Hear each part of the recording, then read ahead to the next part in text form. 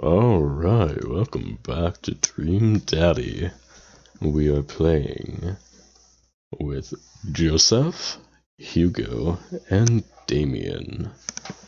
Now, Joseph is about to go get some tiny wine. I don't know why I'm talking so slowly. I'm not even monitoring my audio. But I'm gonna go get some cheese and tiny wine with Joseph because I can't talk art. I think I need to cheese up before I delve into art appreciation. Good idea. Appreciating art does burn a lot of calories. Gotta carve up on those crackers. Joseph and I sidle up to the snack table. There's a pretty nice spread of little plastic cups of white wine, some crackers, grapes, and cheese.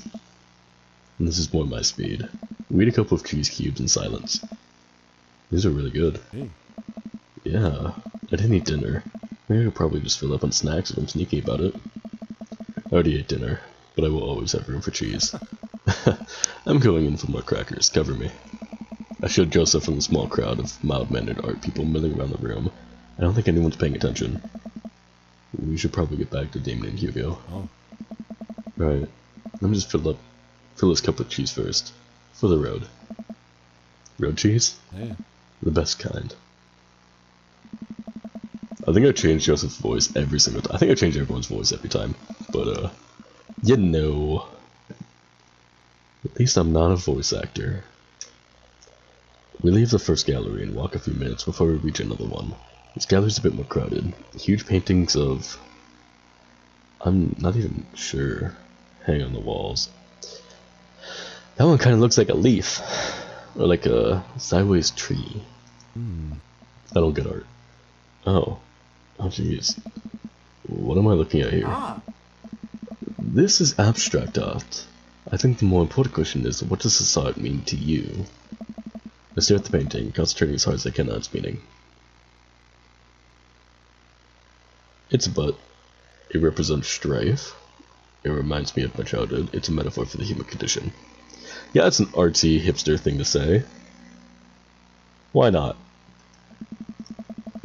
It seems to be an attempt to visually represent a universal experience.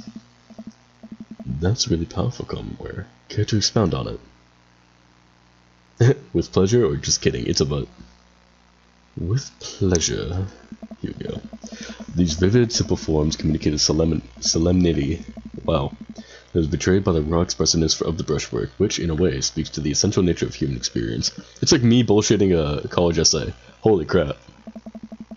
The scars left by the passage of time and the turmoil of contemporary life are both contextualized and deepened by the rose-colored echoes of pre-Oedipal consciousness. Yeah. Slow down there, Conware. Do us a favor, keep it simple. It's a butt. Everyone else stares at the painting. Yeah, that's definitely a butt. While a valid assessment, I can't help feeling your initial judgment may be closer to the artist's intentions. Maybe you're underestimating how much the artist liked butts. You are a servant of the Lord. We're all God's creatures, even butts. Comparing this piece to the artist's body of work, I'm pretty sure this represents a sense of isolation he feels creating traditional abstract artwork in a field that's rapidly moving towards digitization. Wow, how do you figure that? That's what it says here in the placard. Oh. Let's look at a few more of these. We walk around the gallery, sampling some more of the artist's work. I almost hate to say it, but abstract art is kind of growing on me. It's interesting that the artist chooses not to let their work be defined by, what's the word? Realism? Realism.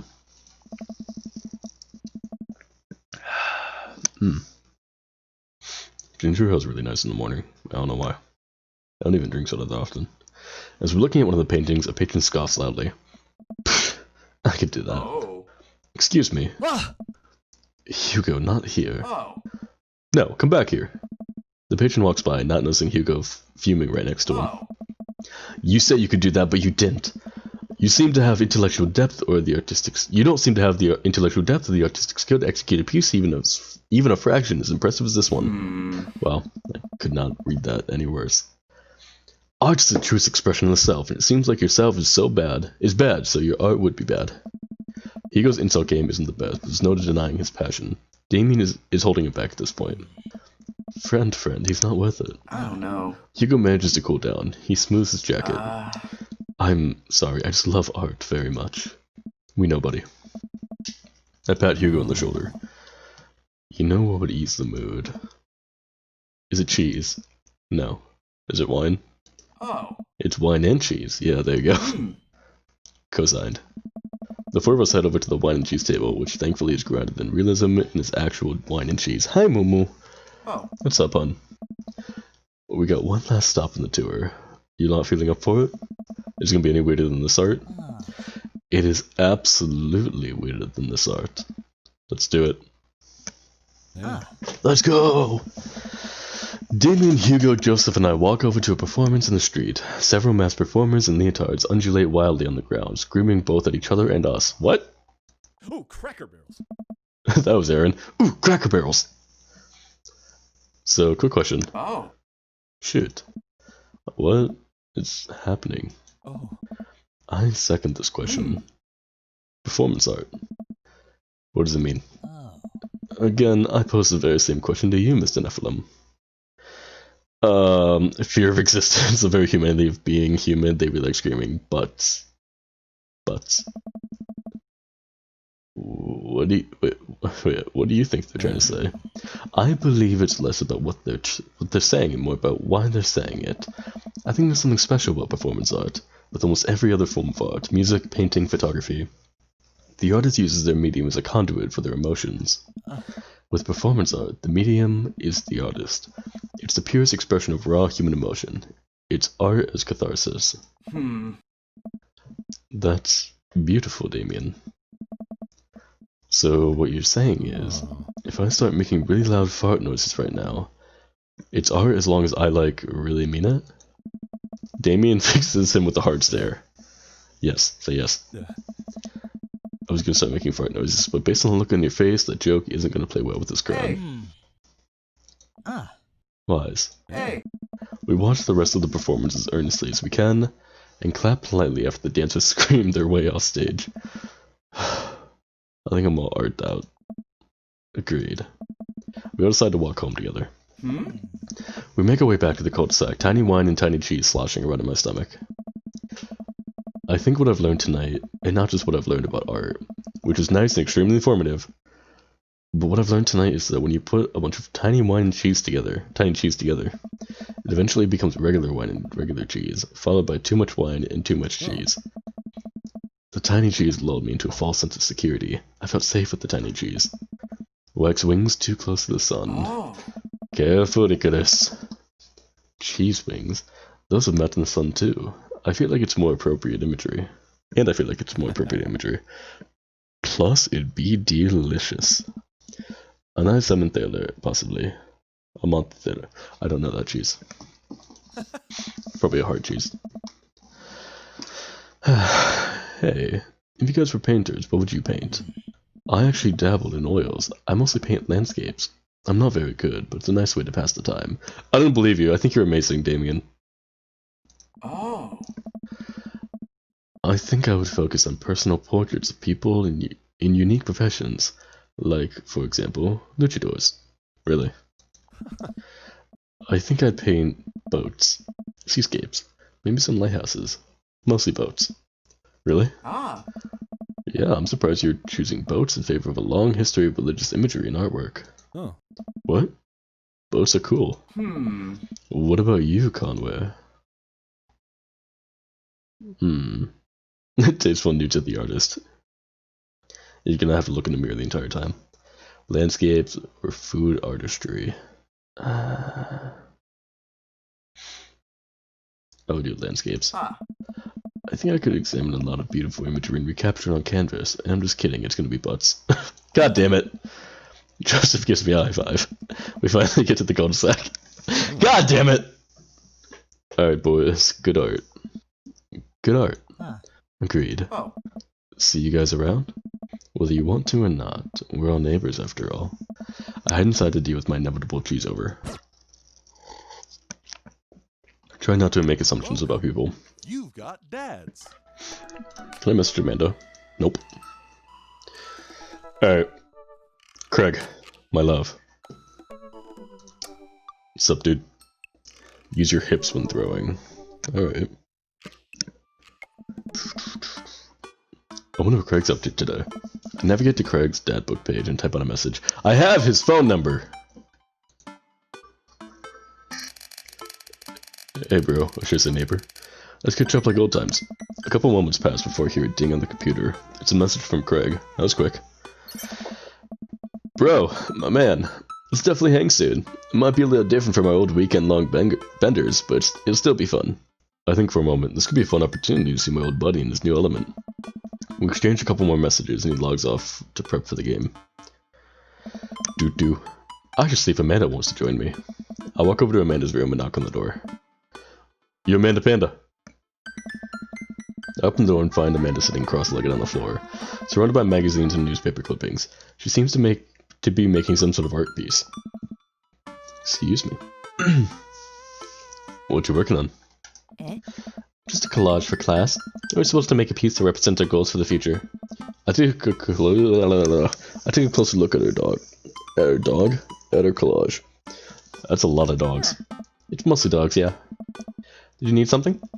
Craig invited us to a softball game. Wanna go? Remember that one time you signed me up for softball and you bought me all the gear and then you took me to the first game and then someone hit a ball toward me and just ran off the field crying? And then you hid in the dugout and would scream if I tried to pick you up? Yes. I was afraid of baseballs. I thought you were a gigantic sentient softball. So does that mean you don't want to go? Amanda gets up and looks at me dead in the eye. Determined. I'm finally ready to face my fears head on. Let's do this. Hell yeah! Let's go!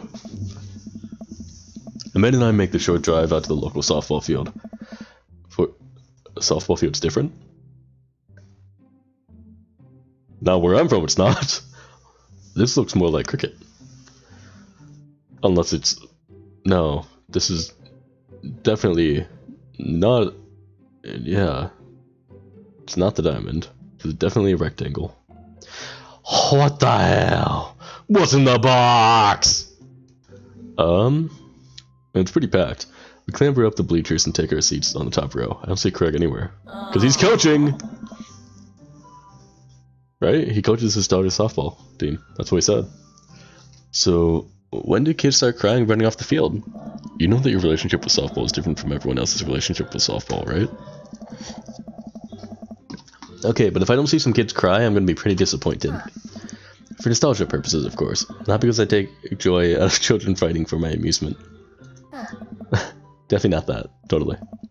The game starts and the kids run out onto the field. I see Craig by the dugout with a clipboard. He has river strapped to his chest, as per usual. There's a guy in a pancake costume doing jumping jacks across the field. I guess that's the mascot. Oh yeah, the Maple Bay Flapjacks. Sounds delicious. Reading the kids' brightly colored jerseys, I see that the Maple Bay Flapjacks against the Pinewood Ocelots. Go Flapjacks? Oh, man. Jerk up on the bat, Miranda.